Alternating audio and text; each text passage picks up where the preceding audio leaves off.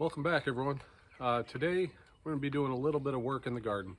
I want to show you guys what I do to keep it as weed free as possible, and because I've got such a busy schedule, I kind of have to take other means to save myself a little time. So I don't like putting a lot of sprays and Roundup, that type of stuff, on the ground where I'm going to be eating the food from. So what I do is I use this fabric here. It's more like a tarp material that's breathable, and I'll lay that out and stake it down. And I want to go over kind of how this stuff is used. It's a little bit expensive, especially if you have a bigger garden, but boy, it saves a lot of time. So I also got another toy. Went to Tractor Supply yesterday and picked it up, and I want to show you guys what that is. Probably won't use it till next year for planting, but let's go see it. All right, so this here is called a middle buster, and what I plan on using it for is planting potatoes. I still have to get a couple more attachments for my tractor. I'd like to get a maybe a 3-bottom plow, a disc, and I need some type of a hiller. But what this can do is you can dig your trench. Well, first you're going to mound it, then you're going to dig down only so far, so that later you can come and go all the way down to bring the potatoes to the surface. So this will be used for planting and harvesting potatoes. So I'm really excited about that. So that's why I'm not doing it till next year. We're a little bit late in the year right now because I've been so busy with other stuff, but that'll give me some time to kind of collect other tools to go behind the tractor to make this happen. One other thing you can use this for, and I wish I had it 2 weeks ago when I was burying my 4-inch drain lines for the gutters on my house, is trenching. Now it's only going to make about a foot or 14-inch trench, but that's all I really needed for those drain lines. You don't really need those that deep, so that would have come in real handy back then, because I probably dug a good 100 foot of trench by hand, and it was a workout. Let's head on down to the garden and get started.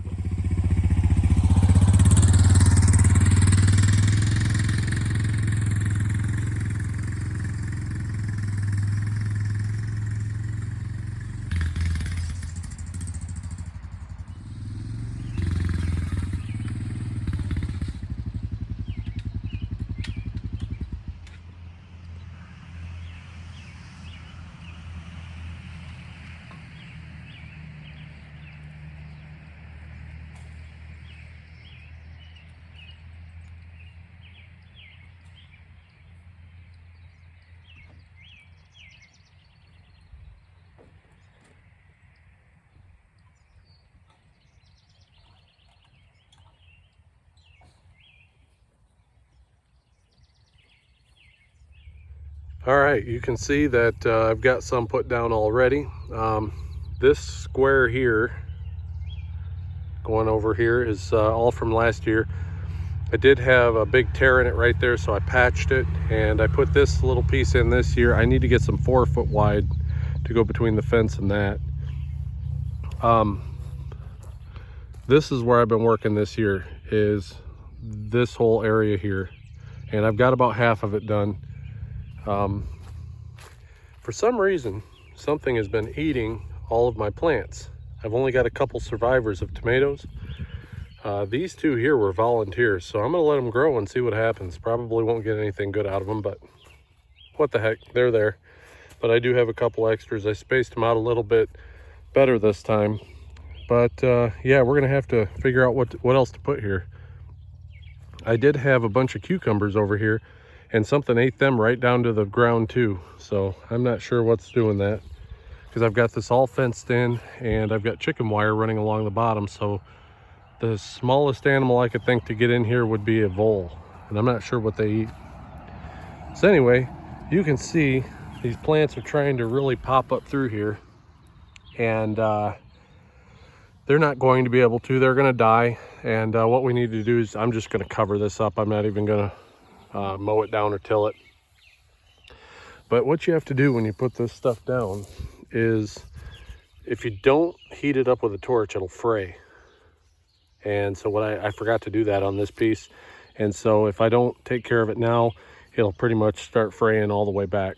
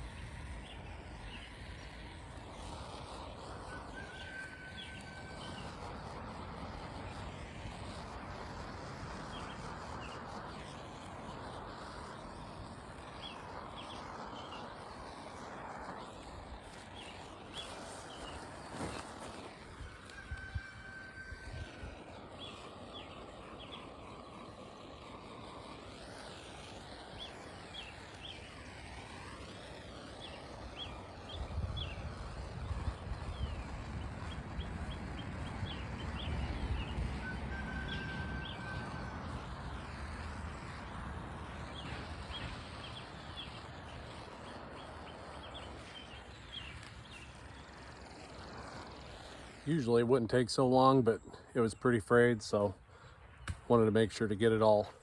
All right, so we are on the next row.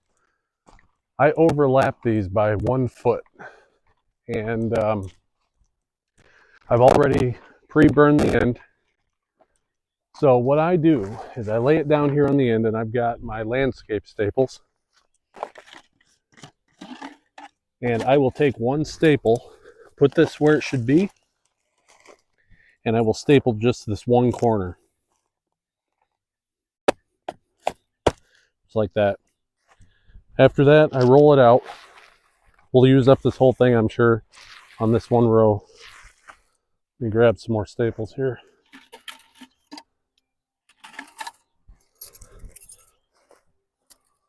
There we go.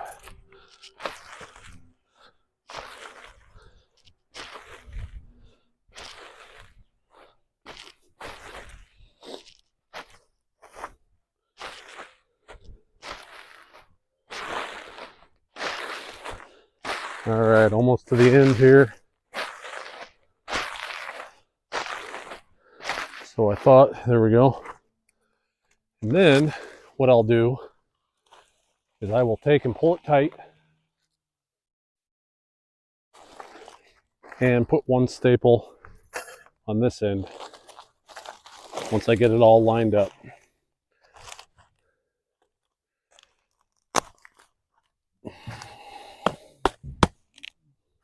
All right.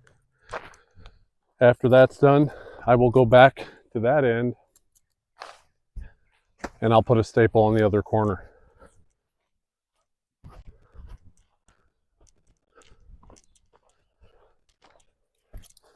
You can see the wind's wanting to blow it, which is always a problem if you're working by yourself.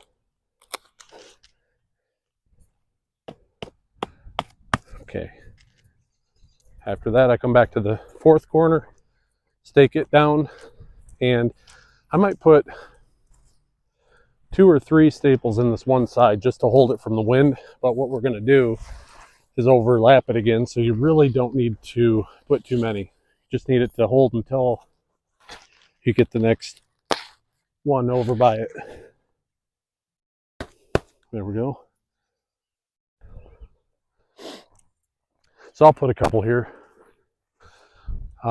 First, I'm going to go on this side, make sure it's lined up, and I'm going to put at least one so that when I pull it over, it doesn't want to bow on me. There's something wrong there. There we go.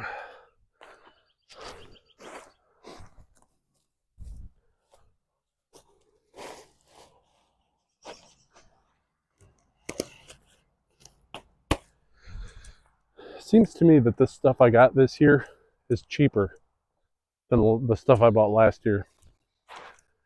It has a lot more holes in it. It's not woven as tightly. Definitely more imperfections. They've really cheapened this stuff up. And then down at this end, I'll put 4 of them in total, so 1 on each corner and then 2 towards the center. There we go. Along this edge, I'll probably go and do every 30 inches or so.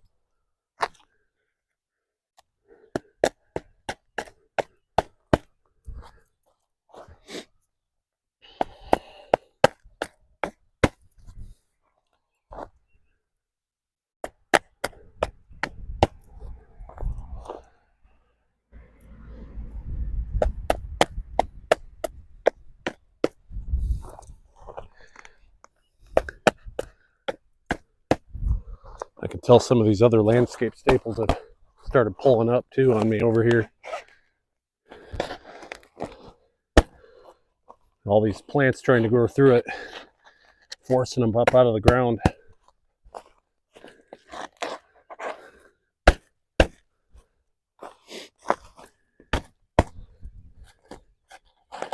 Go ahead and fix those while I'm here. Like I say, eventually they'll all die. They won't be a problem.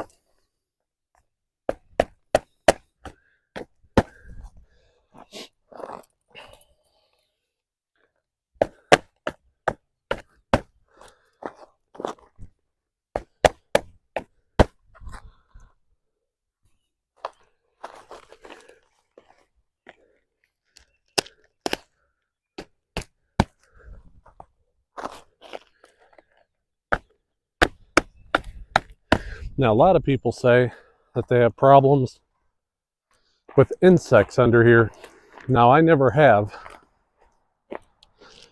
But from what I understand, down in the southern states, they've got fire ant problems that happen when they use this stuff. I'm in Michigan, and I can tell you I haven't yet had any problems with insects.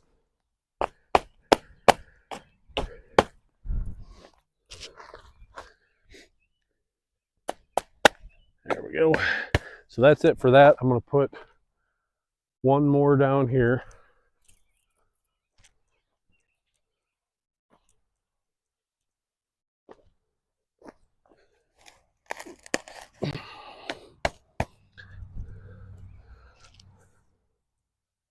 And that's it for that. So for the rest of this, coming up to where you guys are, I'll splice it again, about a foot overhang, and then we'll continue on the next row. All right, well, I'm out of fabric. I'm gonna have to go get more.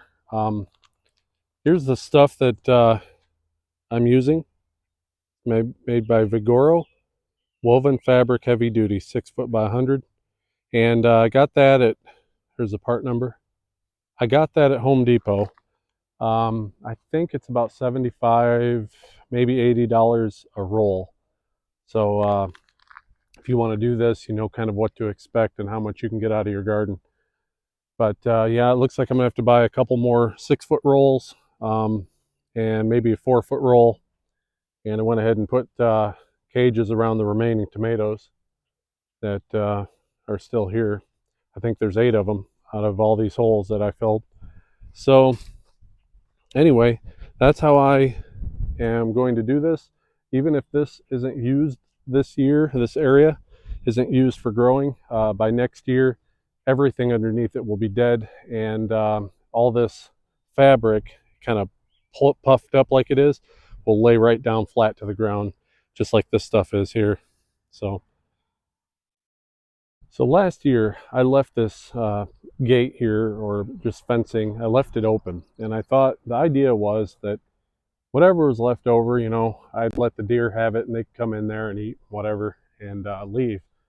But these deer are so dumb that they get in here and they can't find their way out. This is a 6-foot tall fence and they don't even jump it. So what they do is this. Let me get you on the side here. They try to go through it. Look at that. That's from a deer ramming into it. And this isn't the only place. I've got, I think, 3 other spots here that's like that. So, I mean, I can't imagine that felt too good to bulge that thing out like that. I guess that's the last time I'm going to leave that open for deer to get in there. So another part of making this garden easier on me is I went on Amazon and I picked up one of these timers, and it's got 2 zones. And the reason I did 2 zones is because this garden is 50 feet wide, 150 feet long, and so I need at least 2 sprinklers to cover the entire area. So that's one thing you can do to help make things easier on you, because when I'm at work and it's very hot outside, very dry, I found that I was losing a lot of plants. By the time I get home, they'd already be burned up and gone. So trying to make this garden work by itself, and so I don't have to attend to it as much. So this is kind of a learning experience for me. I've been gardening for quite a few years, and in the past I've had more time to deal with weeds and that kind of stuff, and I'm to the point now where I just don't have the time. So this is kind of a way of figuring out if I can make this garden be as self-sufficient as it possibly can. So one more thing is these landscape staples. These are 6 inches long, and this is what I'm using to nail it down with. I got a package of 1,000 of these on eBay. It's been a few years ago, but the price has gone way up on these as well, like everything. But it is what it is, so I'm gonna have to buy another pack of 1,000. I believe right now for a pack of 1,000 they are about $90, but don't quote me on that. Anyways, I hope you guys got something out of this. Maybe you can try it for yourself and see if it works and it helps you out with your time management. I appreciate you guys stopping by and watching, and I'm going to see you on the next video.